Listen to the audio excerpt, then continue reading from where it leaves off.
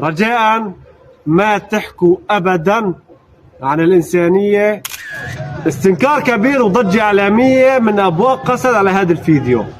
هاي كانت عم تقاتل في المعركة وقتلت عناصر من الجيش السوري الحر. طبعا عملوا لنا اياها بطلة وطنية وحمامة سلام، انه على اساس هن اذا اسروا حدا بالمعركة راح يعطوه ورود وراح يعملوه بإنسانية مثل ما عم يصرعوا راسنا.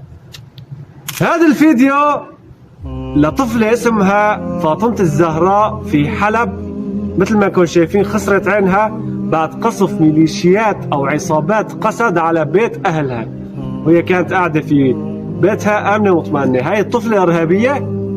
إيش تصنيفها عندكم لحتى استهدفتوها؟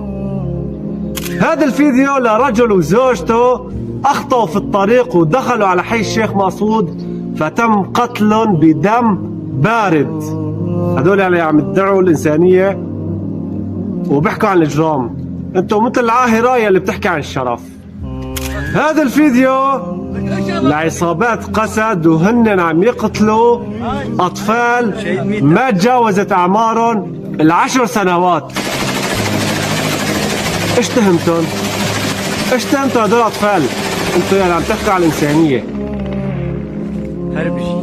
هذا الفيديو لعصابات قسد وهن عم يعملوا استعراض في شوارع عفرين على جثث مقاتلين الجيش السوري الحر.